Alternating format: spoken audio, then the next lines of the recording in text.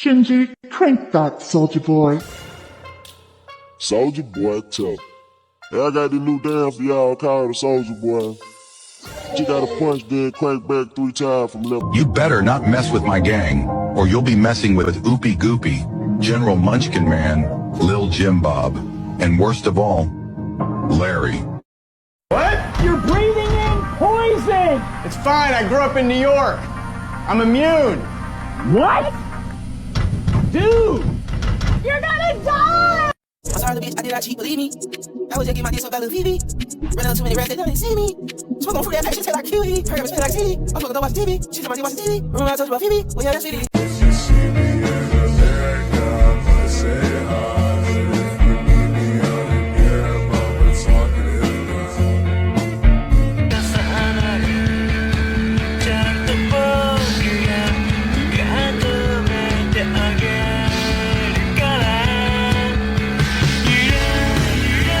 Indifferent to pain and fear? What nonsense. I pride myself on being a coward, as one should. What's wrong with being a coward? Fear keeps people alive, while bravery gets them killed. As for pain, no thank you. I have already been beaten, burned, crushed, drowned, cut, stabbed, pierced, bitten, and chewed and gutted enough times for several lifetimes already. You know, when I just came here, I was ready to die. After all, in this world, 2 worlds actually, there's not a single soul who cares whether I live or die. When I'm gone, no one will be sad. No one will even remember that I existed. A nobody, a poor, crippled orphan struggling to survive in the outskirts of the city, invisible to the world, in a society where power determined everything.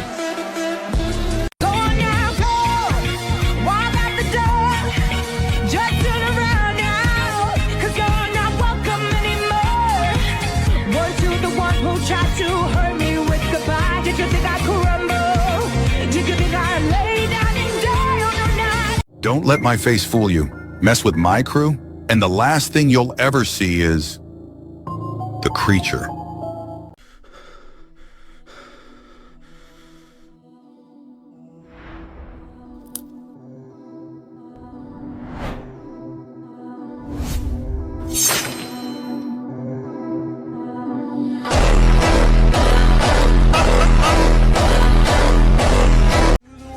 Tried to hurt me with goodbye. You think I'd crumble? You think I'd lay down and die? Sonny found himself in a space between dream and reality. It was an endless black void illuminated by a myriad of stars. You have achieved the impossible. Your treachery truly knows no bounds. You have been bestowed a true name, lost from light.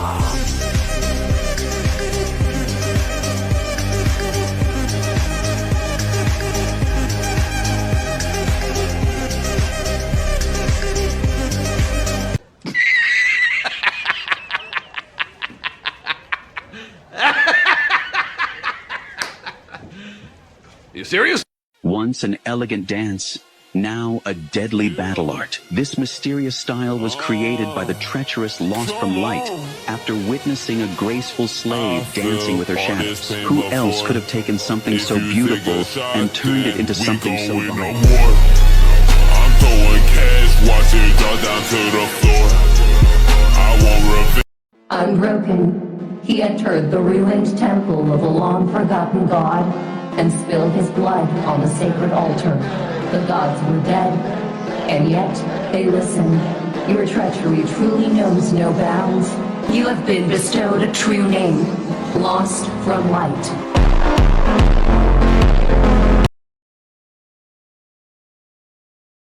Lend me your wrath! Lend me your hate! Lend me your fire! Praise him!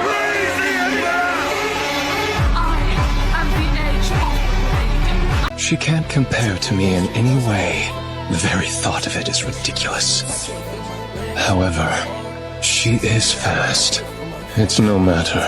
She'll exhaust her mana soon. On second thought, I'm not sure I can wait her out. If I can just create an opening. Damn you, Freeran, how did you train this girl to put up such a fight? Magic designed to kill.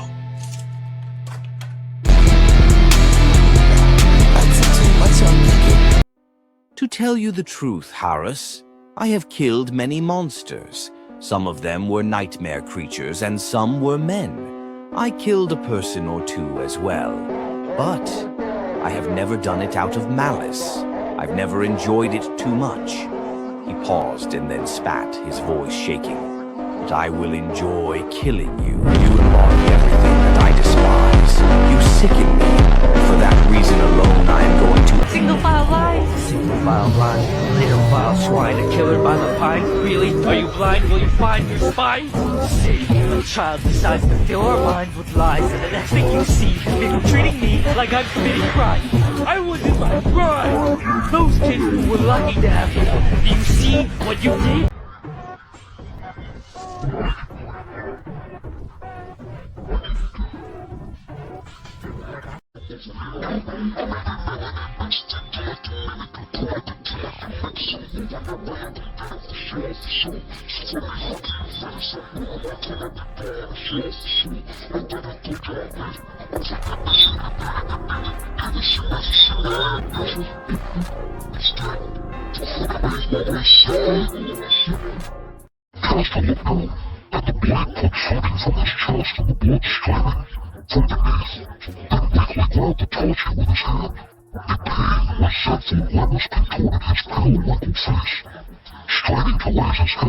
He looked Sonny in the eyes and whispered, You have no honor.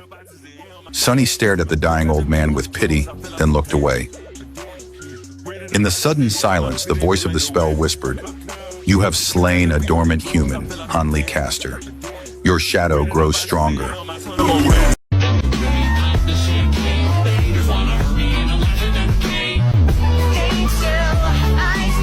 Epic rap battle! Silly Billy versus the unmatched power of the sun. Let's go! Yo, my name is Silly Billy and...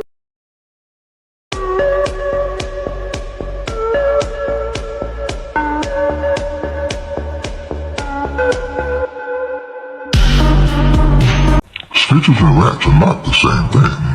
Let me break it down. A snitch is someone minding other folks' business, crave for some other form of compensation. A rat is a traitor, a conceiver, planner. He betrays the trust of his team or his family.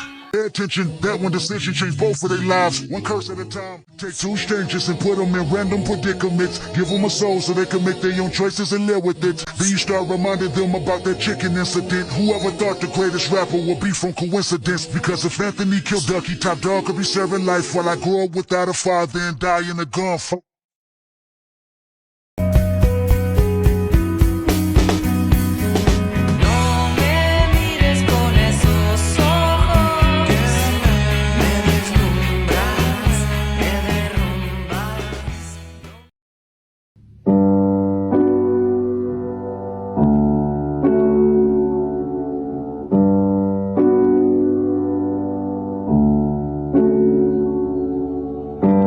Slowly, Sonny stepped away from the edge of the chasm, his gaze locked onto Nephis.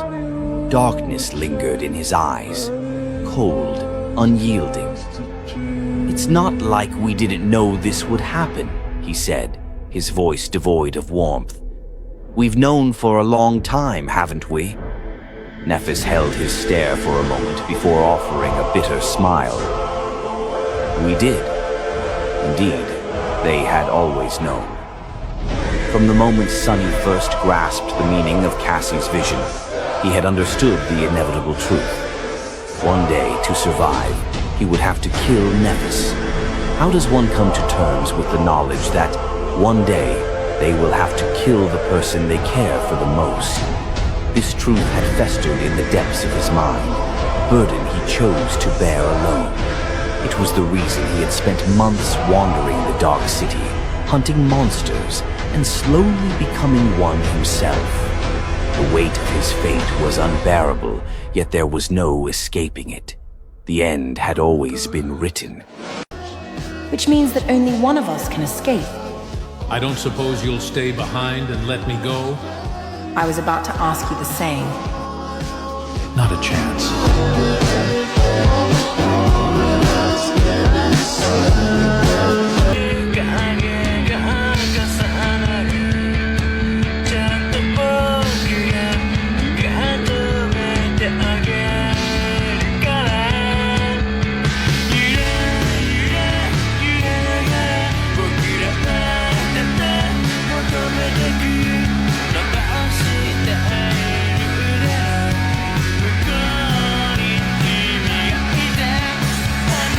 Nephis opened her eyes and looked at him, a sense of sorrow appearing on her face. "Leave me, Sonny. Please, go." He shook his head stubbornly. "I don't want to." Changing Star was silent for a moment, looking at him with a pained expression. And then she said, making his world crumble, "Go, lost from light."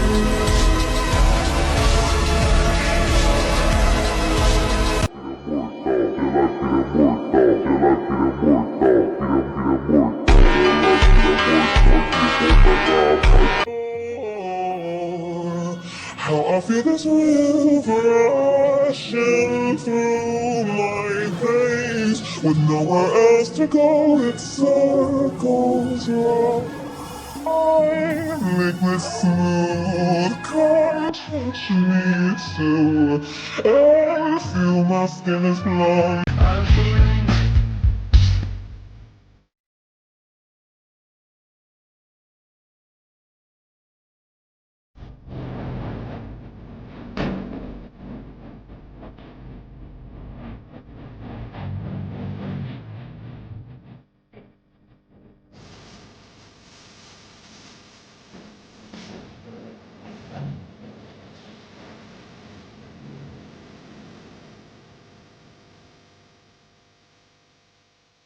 Go on from life.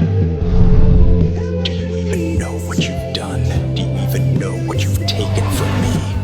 She has convictions. You don't.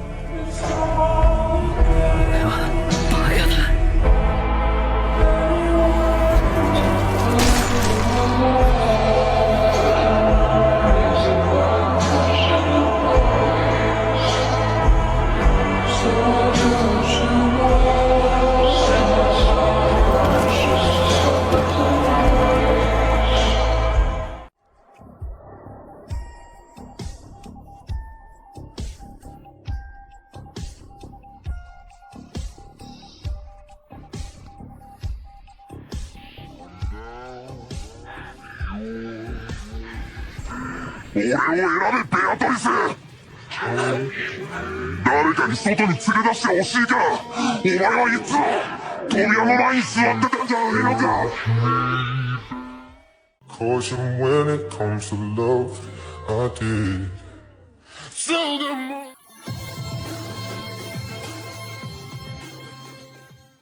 However, the revelation of Cassie's betrayal cut deeper than any physical wound. In a heart-wrenching confrontation, Cassie confessed her choice to side with Nephis, explaining that she had to sacrifice Sunny to save Nephis, yet lamenting that her actions had changed nothing. This admission left Sunny reeling, grappling with feelings of betrayal and abandonment. The weight of her decision strained their bond, leaving Sunny to question the very foundations of trust and friendship within the unforgiving world they inhabited. I just woke up from a dream where you and I had to say goodbye.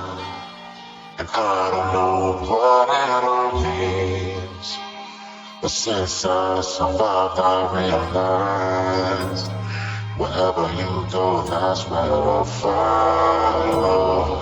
Nobody's promised tomorrow, so I'm alive to every night like it's the last night, like it's the last night. If the world was ending, I'm gonna make last to the show.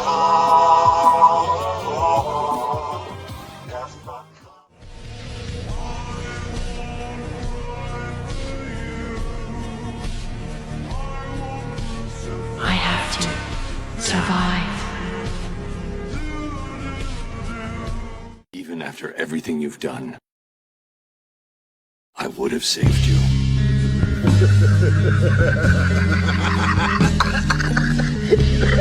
That actually is pretty funny. He was born in the outskirts, his arrival marked by the ominous shadow of an eclipse. The world took away his father, his mother, ripped apart from his sister. And when there was nothing left, he was banished into a nightmare where fate itself shackled him in chains, condemning him to a life of servitude.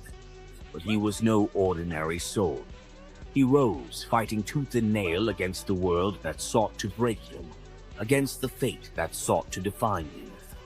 In the crucible of pain and loss, a treacherous divine shadow was born with a purpose to never kneel to the will of the world ever again.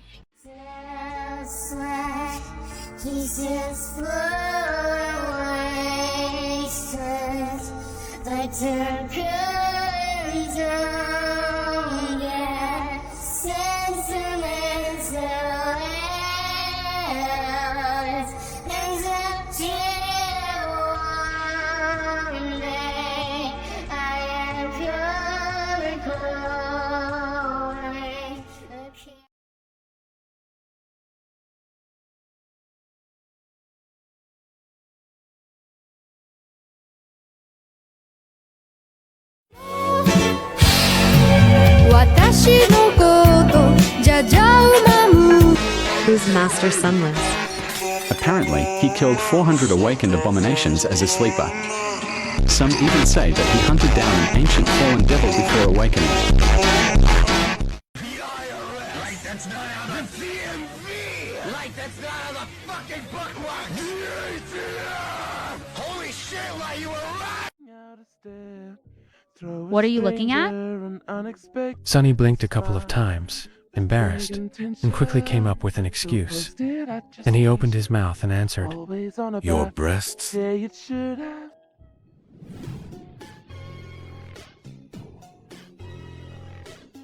Nameless slave ascended the Black Mountain. Both heroes and monsters fell by his hand.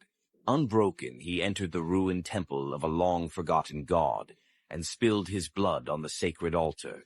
The gods were dead, and yet they listened. Glorious, your treachery truly knows no bounds.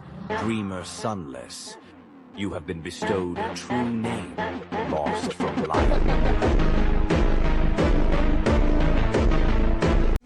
You tried to hurt me with goodbye. You think I'd crumble? You think I'd lay down and die? That was just one of my many adventures anyway. Although the other ones were admittedly less remarkable.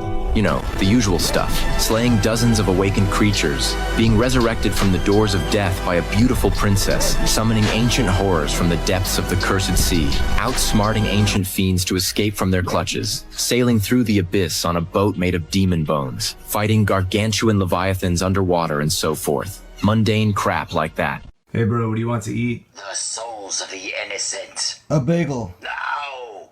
2 bagels. What a strange ritual. I know, right? Their behavior doesn't make any sense.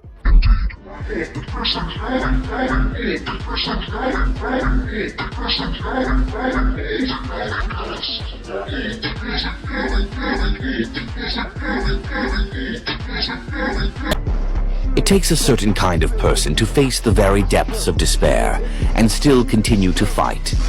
You are one such person, Sonny.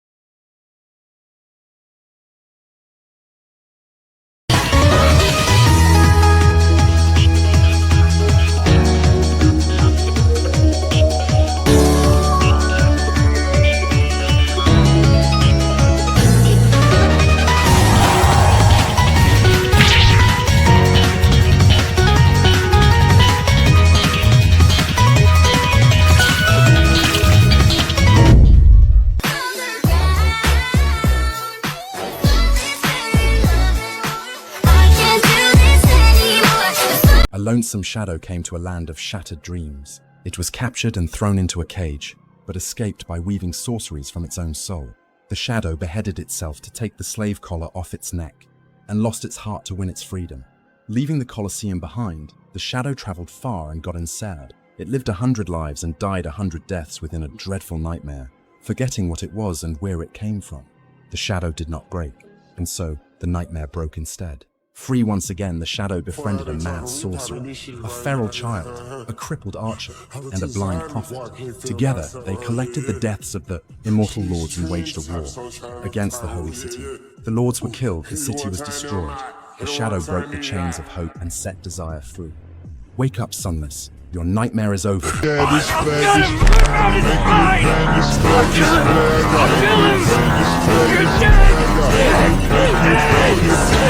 It doesn't matter. It doesn't matter. Kill me again, bastard. Kill me as many times as you want, and then I will kill you. Again and again. And again. Let's see which one of us is going to break first, you wretched pony. This beautiful steed was tamed by the treacherous lost from light in the depths of a harrowing dream. The two shadows battled across countless nightmares, shattering them all apart. Neither was willing to give up, so in the end, the nightmares did. Sunny and the diabolical steed of the fallen Shadow Lord battled across an endless tapestry of nightmares. Both were possessed by an insatiable desire to destroy the other. Burning with bloodlust, fury, and relentless killing intent, their blood flowed across 100 harrowing dreams.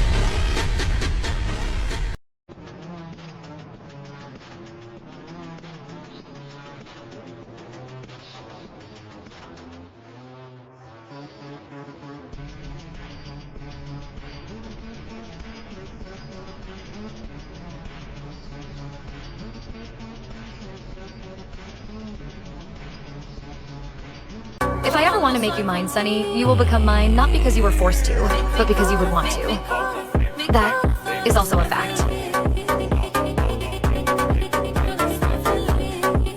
After a few weeks of relative happiness with Nephis, Sunny began to forget.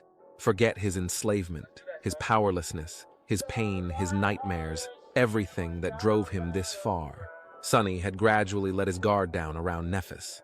While the contract set by his aspect was an issue, it wasn't as if Nephis would exploit it right.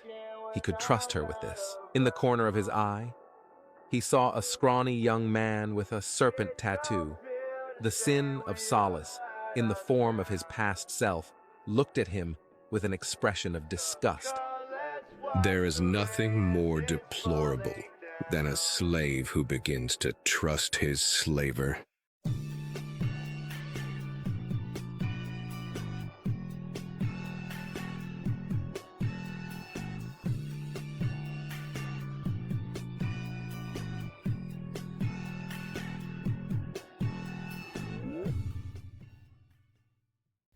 I'm nobody, and I have nothing. So, let's change everything.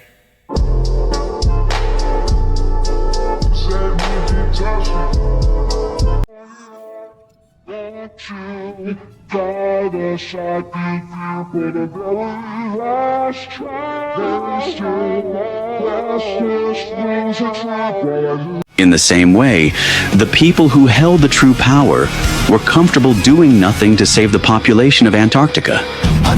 The chain of nightmares had happened in the southern quadrant, but the next time, it might happen somewhere else.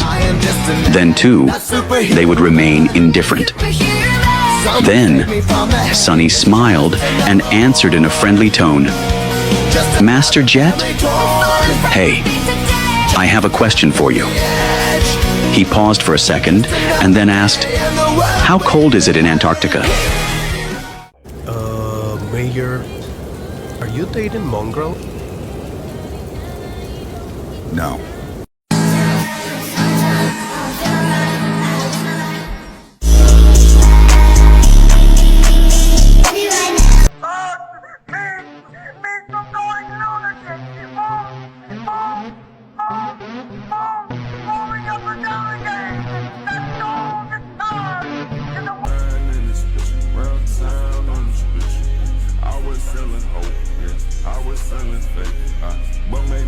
All those stories about the devil, they have to be exaggerations. Oh, I was there. And I can assure you of one thing. The devil came back. The Titan didn't.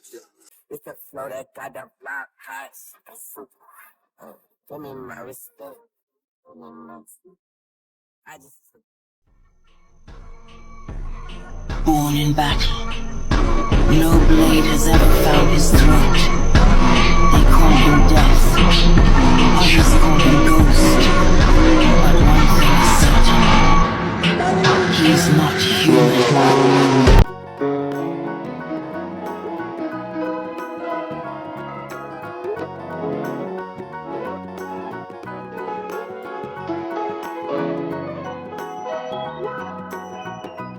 He moves like a whisper through the dark, a shadow without form, a presence without mercy. Those who stand in his way do not stand for long. He does not kill for sport. He does not strike out of anger. His purpose is colder than that, deeper. He exists not to rule, but to remind them of the one truth they have tried to forget. For wherever they run, wherever they hide, he will be there. He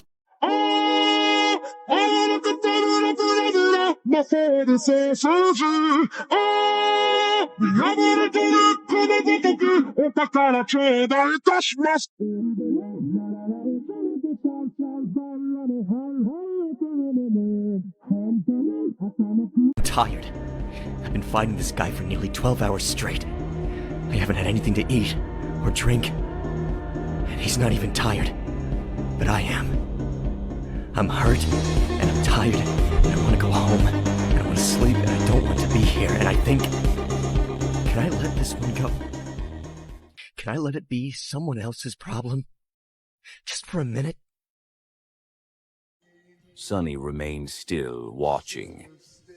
He watched them as they gradually became still. Then he saw how the spark of life slowly faded within them. Samara was the first, then Dawn. Belle was the last to go. In the end, Sonny whispered,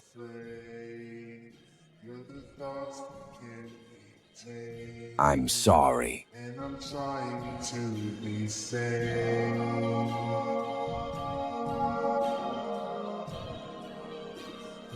The city was drowning in snow. The buildings emerged from it, encased in ice. Below the cliffs, a large swath of the ocean was frozen as well. A gargantuan battleship was stuck in the ice, still anchored, the people aboard it all dead. The winter beast came, and then it left. Everyone was dead, except for Sonny.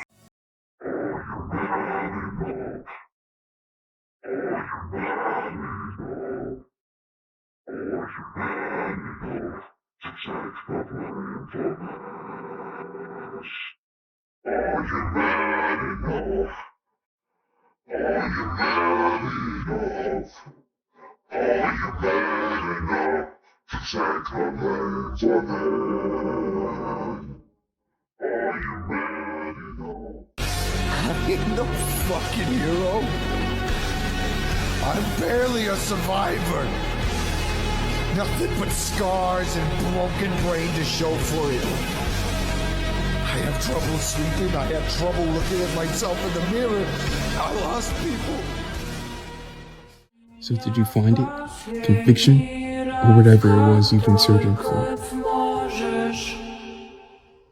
Faith, call me a conviction. All these lofty words, it's all rubbish. It's all meaningless. All I ever wanted was to live a good life and keep the people I care about safe. What's wrong with that? Why do I have to have a great goal and a soaring ambition to be allowed to exist? If there is one thing I can do for them, for the dead, it is to win. And keep winning until I attain my dream. Sunny and Neff's arguments be so insane to me because imagine, you're just trying to talk to your autistic girlfriend about something that's really been bothering you.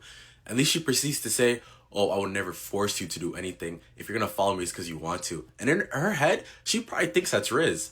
But you take that, you leave right away, you go to an entirely different continent to wage an unwinnable war, you kill multiple Titans, you lose your entire squad, you then fight an unwinnable battle.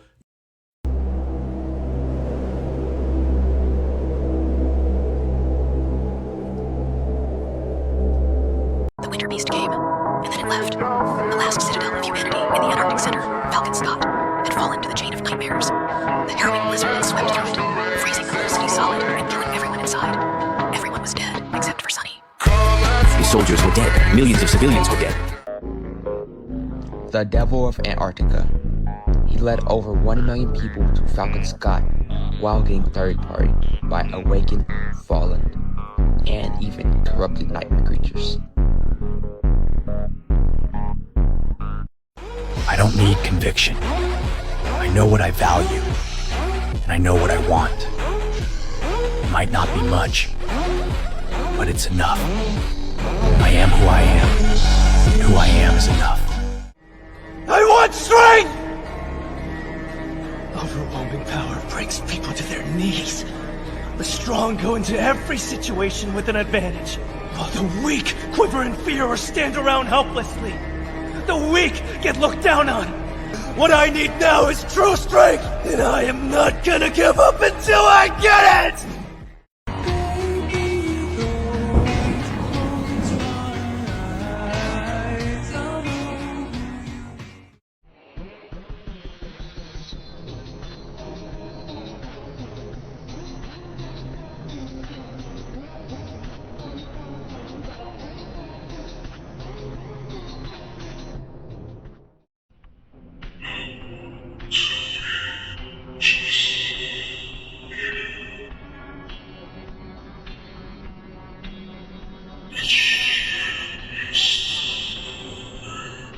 You're a short motherfucker and nobody likes you.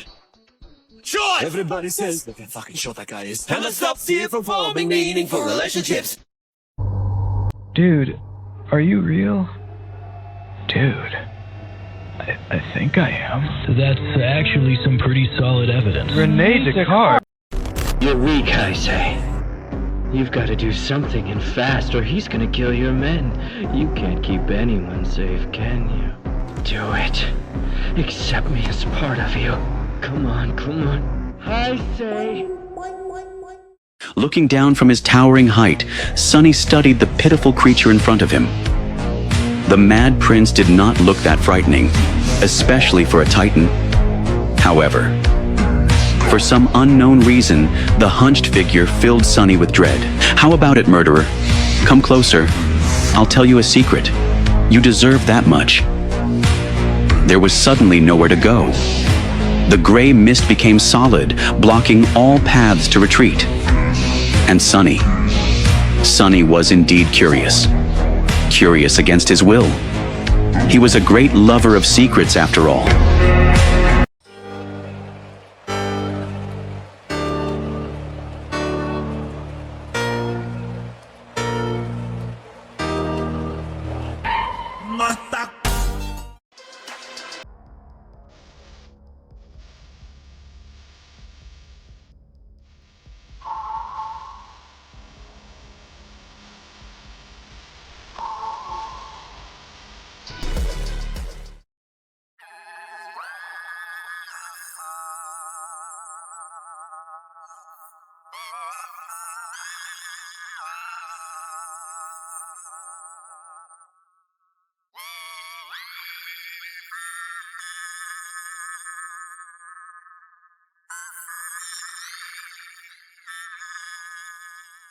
It was a place between the past and the future, where the laws of time were twisted and broken.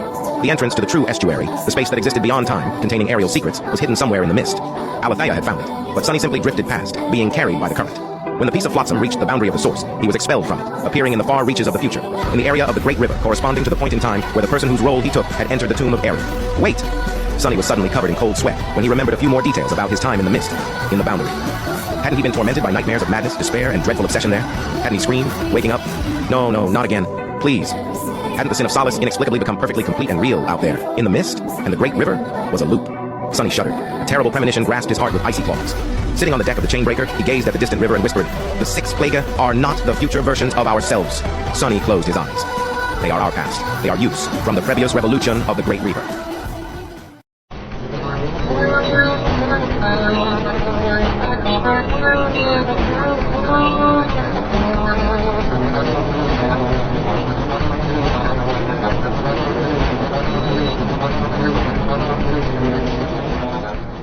The whole nightmare takes place on this river of time, which flows until time eventually ends. Now stay with me here because this is where it gets confusing. When Sonny first enters the nightmare, he has a random memory that's called the Key of the Estuary. He doesn't know where this came from, and it's weaved just like how he weaves memories. Eventually he meets up with Nevis, and they find out the Golden Nightmare is revolving around the civilizations of the Great River.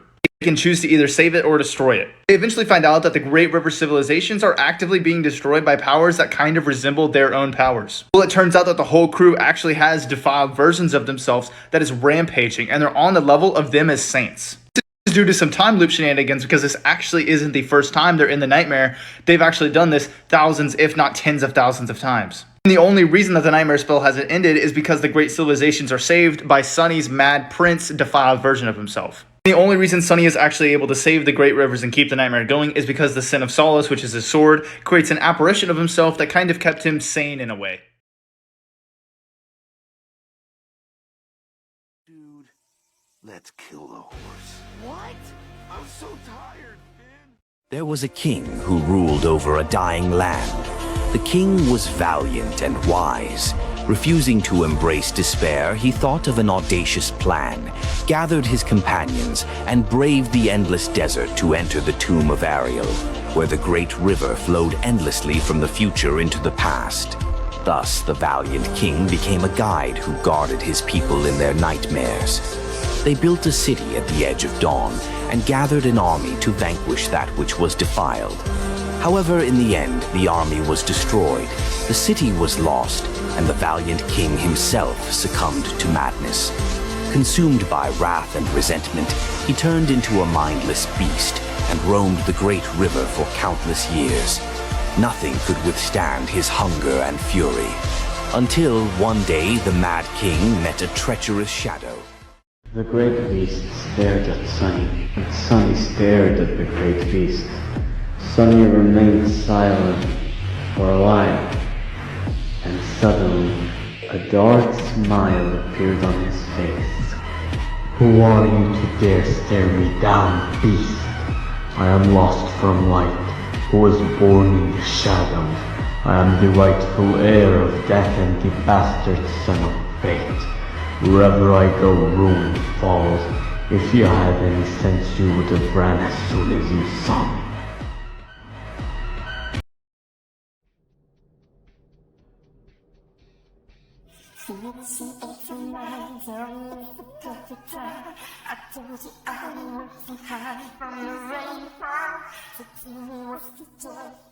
A slip of the tongue? Certainly, if you say so.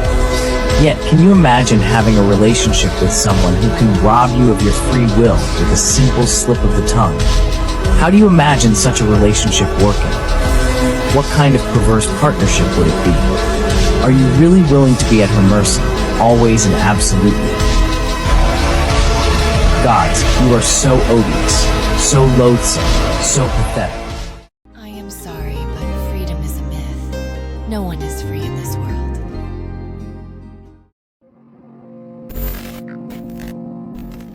The dragon has 3 heads. One to be a murderer who will unleash death. One to be a monarch whose crown will weigh heavy.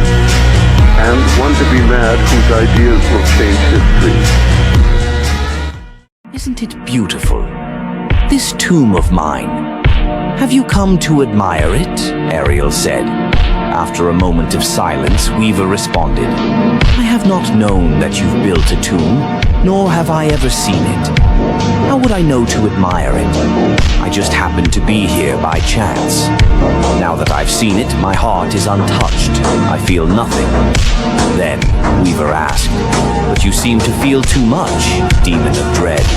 Your face is unsightly. You are smiling, but there are tears streaming from your eyes. Why? Ariel laughed. I'm not sure. He laughed and cried as he looked at the tomb, saying, I built it to bury the truth. Truth is the most hideous thing in the world, Weaver, and knowing it is a cruel torment. I mean to bury the truths that I cannot endure at the heart of this tomb, and be free of them forever. Weaver remained silent. After a while, Weaver spoke. It seems to me that you already did, and you already are. With that, the demon of fate turned and walked away without looking back. Walking away, Weaver whispered, you wanted to be free of the truth, so you didn't deserve it.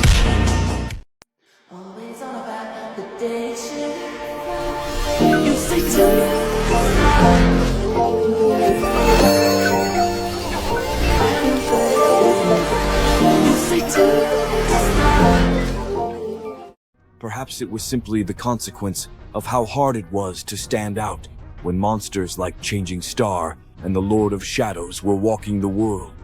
There were Soul Reaper and the Prince of Nothing too. There were brilliant talents like Morgan, Sation, Beastmaster, Ether, Effie, and Kai, all competing in the grandeur of their feats and accomplishments. Because of them, people tended to forget that Cassie had survived the Forgotten Shore too. She had been baptized by the madness of the Kingdom of Hope too.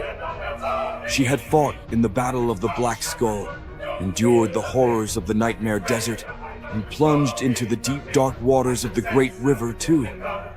She was a monster too. It was just that she concealed her monstrous nature better than most, hiding it behind a pretty blindfold. The truth is, Ichigo Kurosaki, all of the battles you fought up to now were simply a part of my plan.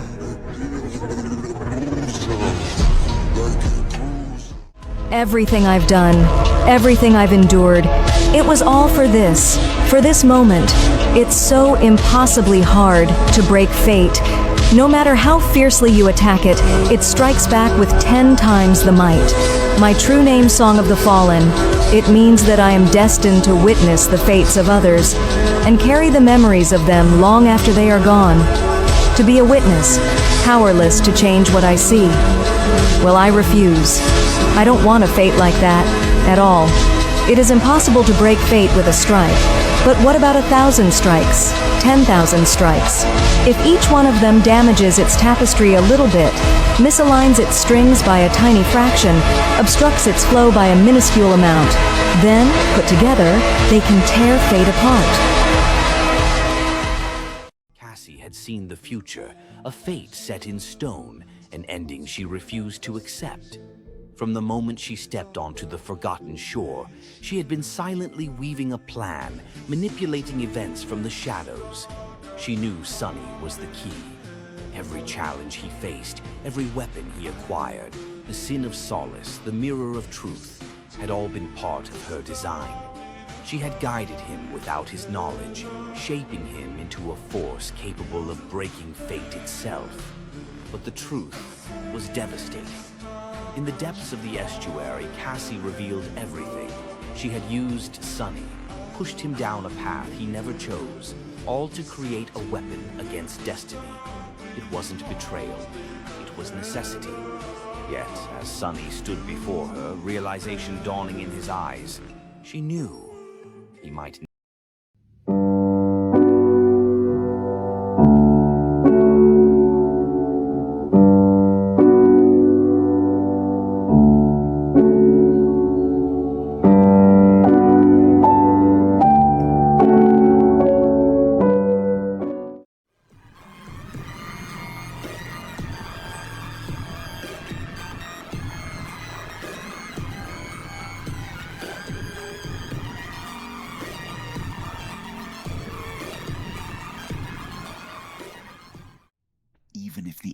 promised by the truth of Ariel truly came before Sunny died peacefully of old age, even if he failed to change anything, in the end, there was really only one thing sadder than living as a slave.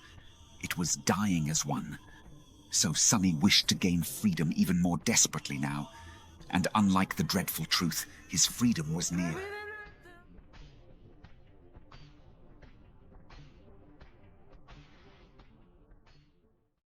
Baby, what you wishing for? Maybe you should wish it more. Maybe the world is yours. Maybe when it rains it pours. I don't gotta wish it. Baby, what you wishing for?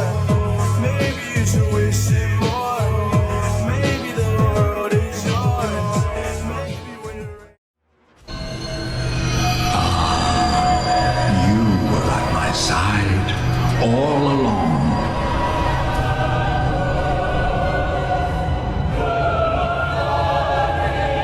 My true mentor, my guiding moonlight. Be gone. He opened his mouth as if wanting to say something, some terrible truth that would drive Sunny mad and infect his soul with corruption, without a doubt. But before he could, Sunny took a step forward, coming face to face with the startled Wraith, and leaned forward a little. Then he whispered into his ear, only 2 words.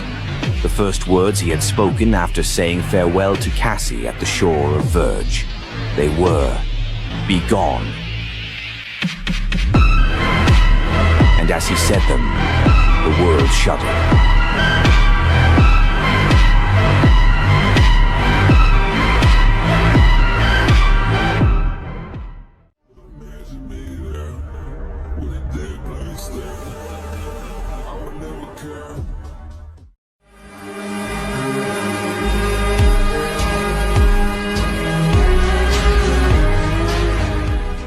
Nothingness in Shadow Slave isn't the absence of something. It very much is a thing. The gods fear nothing.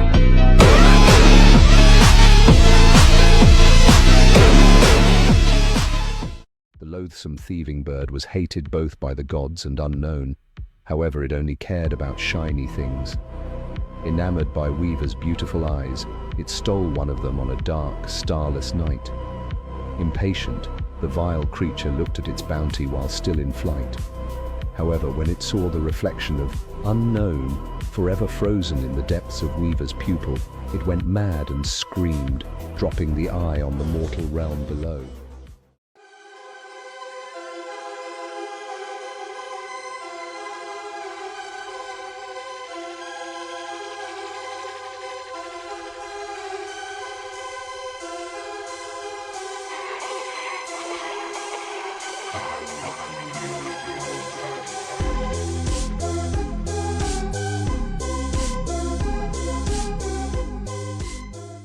Sunny took a step back, but at the moment, the vile bird lunged forward, its demented eyes igniting with avarice and greed. Before he could even react, he was drowned by its loathsome shadow.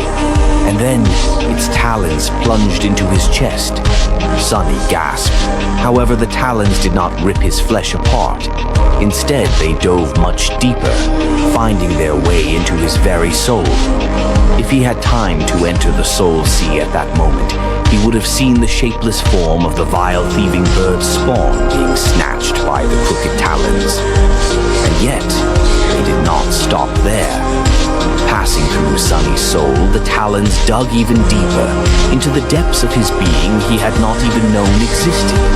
And there they grabbed onto something else, onto countless strings that were wrapped around him tightly, surrounding him like a chrysalis, or like the strings that held up a marionette.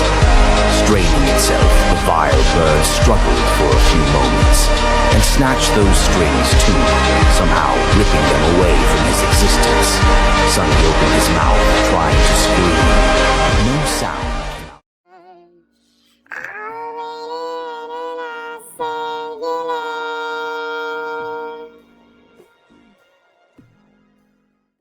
Nothing had violated his freedom and agency. Even though he had received a direct command, there was no reaction at all. Sunny took a shaky breath. It worked. Excited. It worked. An involuntary smile found its way onto his face. I'm free!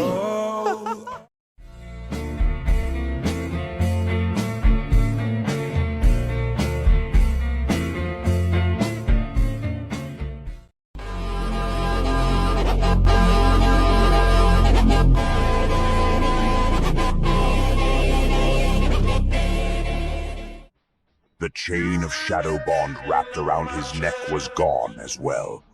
His wish had come true. His smile widened, refusing to go away, which was a bit awkward considering the nature of the conversation they were about to have. Sunny opened his mouth trying to say something, but Nephis beat him to it. Looking at him coldly, she frowned slightly and asked, "Who are you? There was no hint of recognition in her voice. Identify yourself." He had liberated himself, not just from fate, but from everything. When the vile thieving bird stole the strings of fate wrapped around him, it also tore his very existence from the tapestry of fate.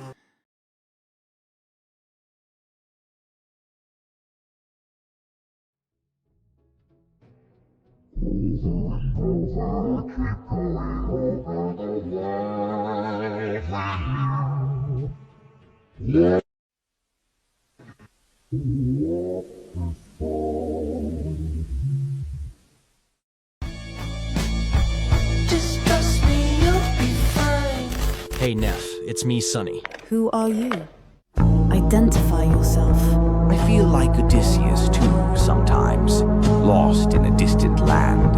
Only, unlike him, I don't have a home to want to return to.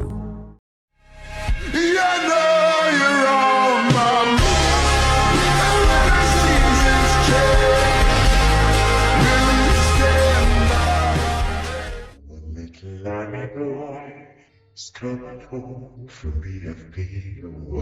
We have a bunch of fans to decorate to every hero.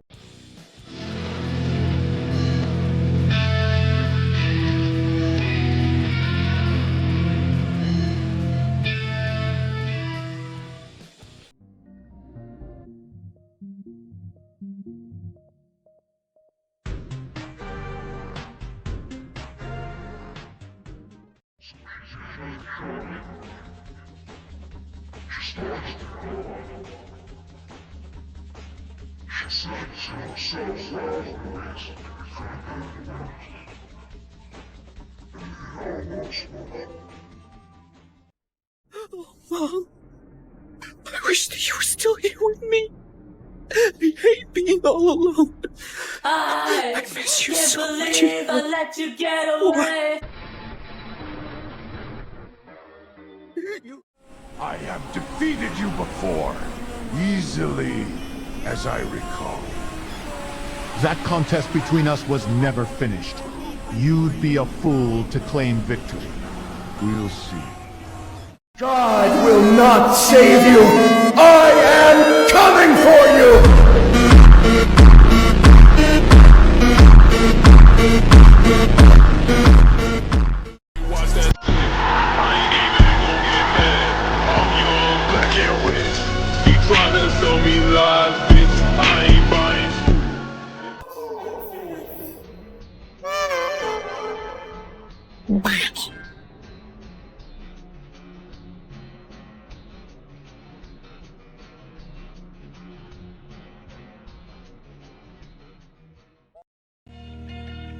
There's a starman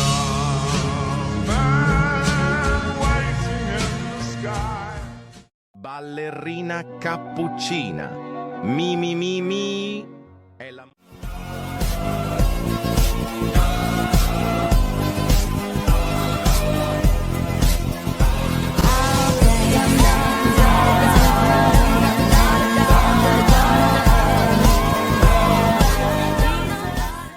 Out there in front of them, in the distance, a dark figure was standing on the sun-bleached surface of the ancient bone. It had appeared out of nowhere like an apparition, for there had been no one and nothing ahead, just a few short moments ago. He saw a fearsome armor that seemed to be carved out of polished black onyx, a frightening mask that resembled the face of a fierce demon, crowned by 3 twisting horns. The apparition was motionless, looking down. Its long white hair was moving slightly in the wind, like strands of a silken spiderweb. But then, as if sensing Karna's gaze, the demon looked up, revealing 2 pools of darkness where the mask's eyes should have been. The Weaver's Mask. A tool worn by the treacherous lost from light, once belonging to the firstborn of the unknown and the demon of fate.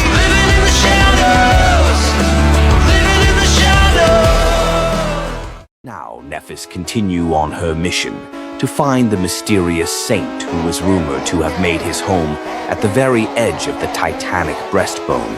She was thinking about, of course, the enigma known as the Lord of Shadows. There has been a lot of talk about a mysterious... So, I'll give you the same chance, Lady Changing Star.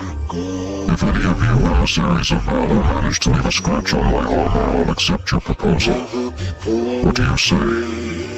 Nephis did not answer immediately, contemplating his offer. Eventually she asked, "A duel? Which one of us do you want to fight?" He chuckled. "Any of you? All of you? It doesn't matter. I won't even use my aspect."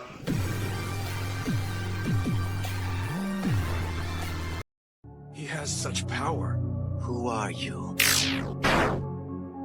This face is the last thing you're ever gonna see. Because you're the thing I slay. A lord devoid of light. I will not suffer. Any of you. All of you. It doesn't matter. I won't even use my aspect. You are lying. He frowned, taken aback. After a long pause, Sunny said in an even tone, "Hasn't Saint Nightingale just confirmed that I'm not?" There are many ways to deceive someone by telling the truth, and that is what you are doing, Lord Shadow. You are not telling me everything, which is fine. I don't need to know all your secrets, but I do need to know if we really share a common enemy, and why you've decided to become my ally. Sunny lingered for a few moments, then allowed the mask of indifference the Lord of Shadow wore to crack a little, revealing a glimpse of sincerity. "Someone told me once that people like me are born to destroy things, not build them. That this world needs killers and destroyers more than it needs saviors and builders. Well, they were right." He looked at her, hiding behind an expressionless mask. "I am indeed best at killing.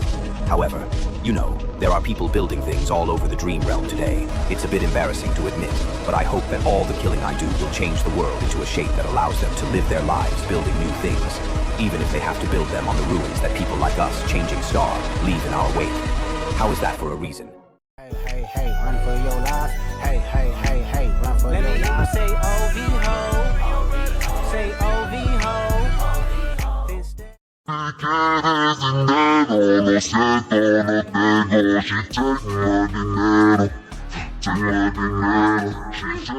Life is just the prelude to death, and war is just the key to open its gates.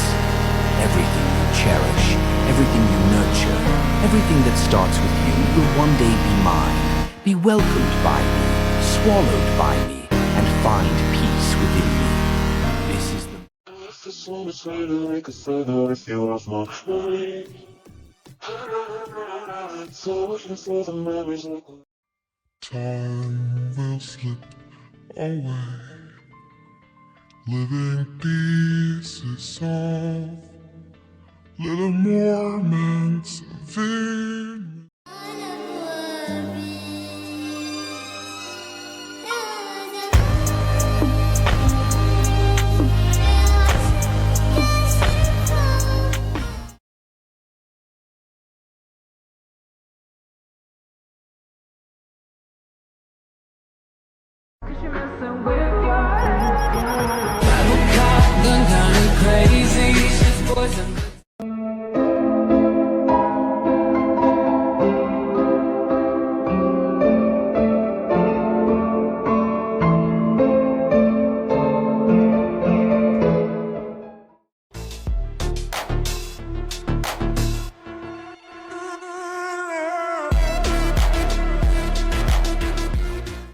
He was with us.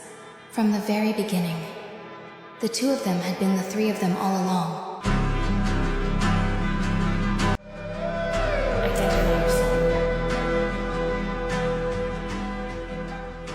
Oh, by the way, happy birthday, Master Sunless. They are coming. They have already corrupted this world with their twisted malfeasance. You are chosen. You are marked. You are cursed. And I am superior. I was forged from purer steel, and no matter how much power you gain, we will never be equals. And only someone like you can really think that I was born with nothing. Were you forged from purer steel than broken sword, too? Naturally. Is that why you had to make a deal with the Green Swan? I guess your steel was not pure enough to defeat someone of his breed, yourself. I've met your father, you know. He showed so much promise when he was younger. Now, he's dead. Executed just before I left.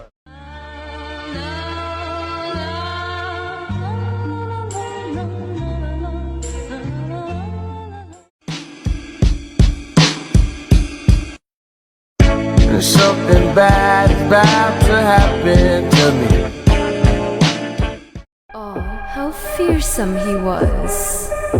How valiant. We broke his body and we broke his soul, but we couldn't break his will.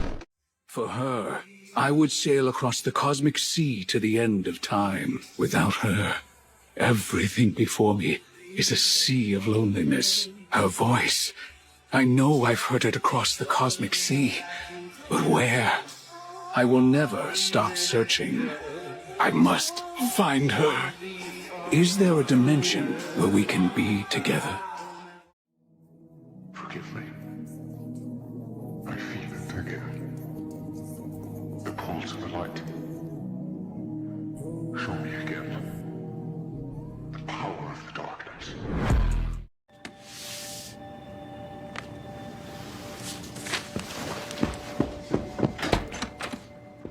I hope you don't mind that I have come to welcome you, accompanied by others. Considering your great strength, you wouldn't have wanted Clan Song to humiliate you by only sending 1 or 2 saints here. Indeed. I would have been enraged if your queen only sent a few of her minions to face me. This, though, this makes me quite content. I only regret that you didn't bring more. Man's red flower! Still holding the tip of his odachi to Lonesome Howl's neck, Sunny stared at her through the eyes of Weaver's mask. What was he supposed to do now that he had won? The Jackal was dead. Beastmaster and the series were unconscious.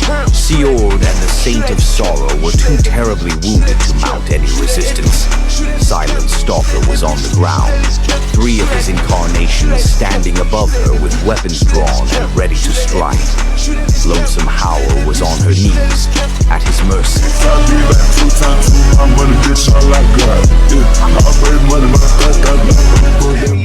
Sunny versus the 13 Saints song was like Madara versus the 5 Kage. It was truly crazy to see that one saint was just in a completely different category of power. He had the other saints who are no slouch in the song domain, questioning if he was even truly a human, questioning if he had unlimited power.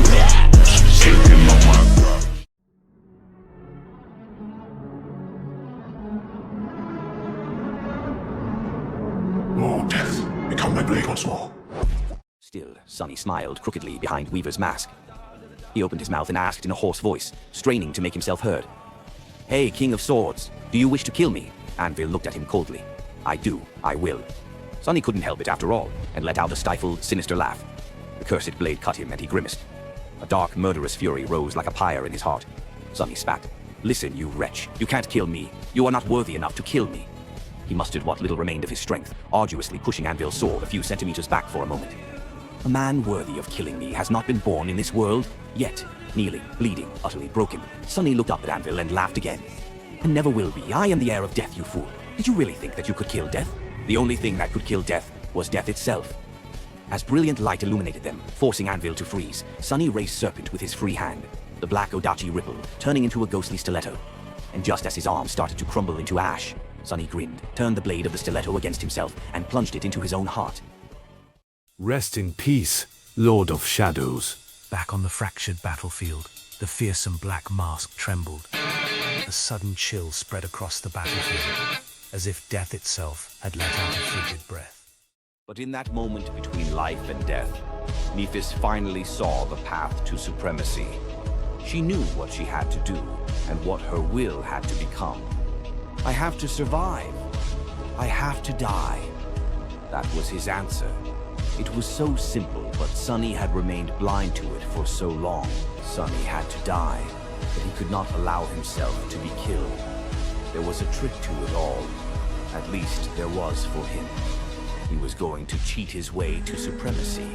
That was his act of defiance. Still, death was cruel and terrible. Hey there. It's been a while, huh? Are you for real? I'm for real. Called the first one savage, more my mood, that's what it was. Not bad for a rookie sovereign, don't you think? Natural supremacy? That's impossible. How did you... Well, if you wish to know, I traveled to the very edge of the Dream Realm, scaled the jagged peaks of the Hollow Mountains, descended to a land below the underworld to seek counseling from the corpse of a forgotten god-slayer, killed the shadow of a corrupted god, forged a blessed sword for an incorruptible soul, cheated death by taking my own life, and survived. But mostly, I just really wanted to kill you. I guess you just pissed me off that badly, Anvil. You can't kill me. Nephis, she is the one who...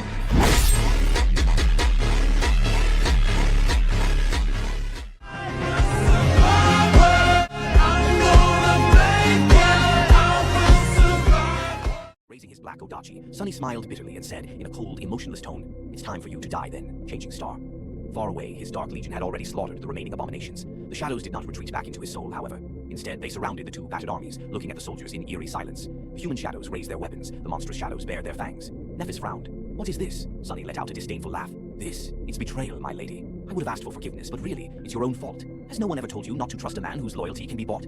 Far away, the soldiers grew tense as they looked at the legion of silent shadows that now faced them, ready to attack. Some gazed into the distance, as well, where the Lord of Shadows was pointing his dark sword at Changing Star. Sunny stared at Nephis from below Weaver's mask and sneered. Changing Star. You are surprisingly naive for someone so exceptionally strong, but then again, you are so righteous and benevolent. Disgusting, really. Did you really think that I would share the throne of humanity with someone, anyone, when I can sit on it alone?" He took a step forward. Anvil and Kai Song had the right idea, you know. There can only be one person wearing the crown. They had the right idea, but what could I do? I wanted to be that person. I could not kill them both myself, though, so I needed to use someone gullible as a distraction. Sunny chuckled. "So I used you. And now, I have no use for you anymore." Nephis pursed her lips, looking at him calmly. A few seconds later, she asked, "So it was all a lie?" Sunny laughed. "Of course. Did you think I enjoyed being treated as your toy? Did you think I wanted to spend time in your company? I hated every minute of it. Seducing you was surprisingly easy, but enduring the burden of your naive infatuation was an unpleasant chore." She tilted her head, then sighed and raised the blessing. "I see. So it was like that, then. I understand. No, maybe I don't. But you are right. I should not have trusted you." Her eyes shone with blinding radiance, and she said in an even tone, "I think I will feel hurt by your betrayal. Later. Maybe I will even be hurt by having killed you. So I should hurry up and kill you soon." Sunny smiled bitterly behind Weaver's mask. The two of them looked at each other, the air practically crackling with tension at the point where their gazes met. For a few moments, the entire world seemed to stand still, and the pressure continued to build until it became crushing. The shadows stirred, growing deeper and deeper. The blade of the blessing shone with radiant light, chasing the shadows away and illuminating the two supremes as they prepared for battle. Then, in the blink of an eye, both Sunny and Nephis lunged forward. There was a flash of light and a thunderous thunderclap, and when the light dimmed, the soldiers saw the Lord of Shadows kneeling on the ground, Changing Star's blade buried in his chest. Sunny groaned, struggling to grasp its blade. Looking down at him, Nephis spoke solemnly. 3 supreme warriors of humanity died today. Ah, what a waste. A heavy sigh escaped from her lips. Coming alive. He looked around slowly, gaining awareness, then inhaled deeply. Then he walked across the great hall of the Dark Temple and passed through its gates.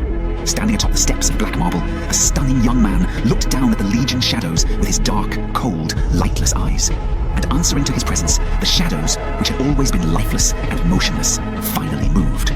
Those who possessed forms that resembled humans knelt. Those who possessed forms that resembled beasts lowered themselves to the surface of the water. All of them prostrated themselves before the young man, as if welcoming their lord.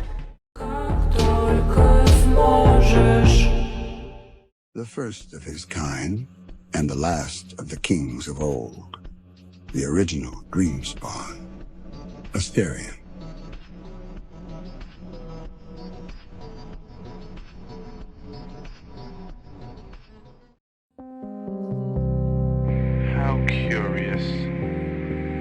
It seems it's finally starting.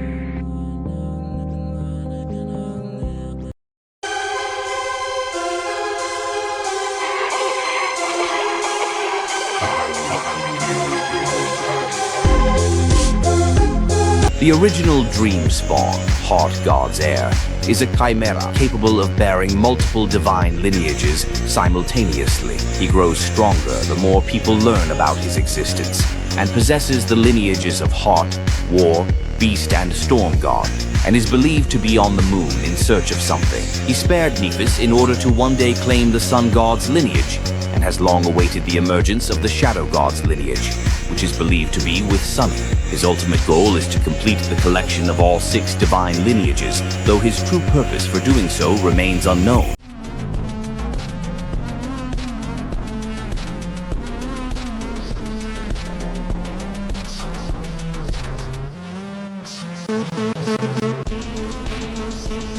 Nine mortals were fated to orchestrate the god's demise. Alethea, the scholar, unearthed the truth buried by the demon of dread, and was thus defiled. From that truth, Amadon the sculptor fashioned a trap for the divine. Orphne the slayer slayed Weaver, the demon of fate. And Eurus, the prince who slit a god's throat, was condemned by the most harrowing fate of all, to become a slave.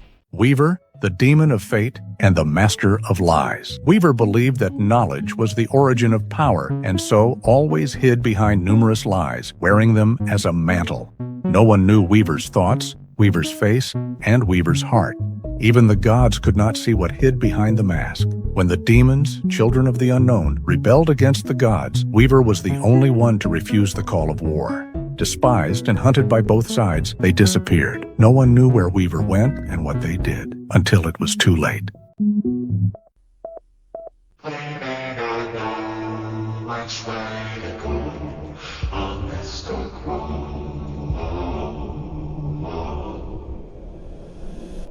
Fate's hand does not tremble. Each choice has a price. They are coming. They have already corrupted this world with their twisted malfeasance. You are chosen. You are marked. You are cursed.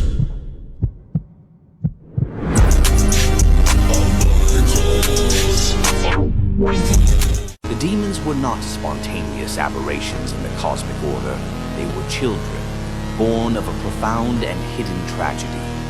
Their progenitor was the Forgotten God, the erased seventh deity whose domains encompassed dreams, nightmares, and fate itself. From the 7 pieces of his sundered soul, the 7 demons were born. The 6 gods had used the Forgotten One as the cornerstone to seal the primordial void, an act that created the universal law of imperfection. In doing so, they made the Forgotten God their collective flaw, and his children, the demons, became the living personifications of that imperfection.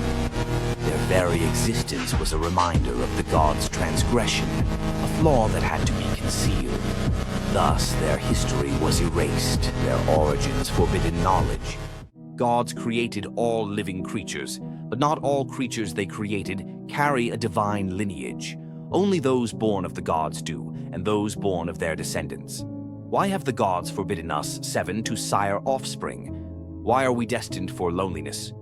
Is it because we are of the Forgotten One, who slumbers in the void? Where is the void, and where is its gate? How did Weaver enter it, and what did Weaver see? Why did Weaver decide to break the will of the gods and create a lineage? The gods shall discover the transgression, but they cannot.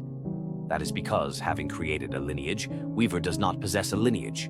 It has been lost and will be lost, therefore having never been in Weaver's possession. One cannot be punished for something that has never been. Dreadful growl resounded from behind the mask. Do you even remember your own name, pathetic thing?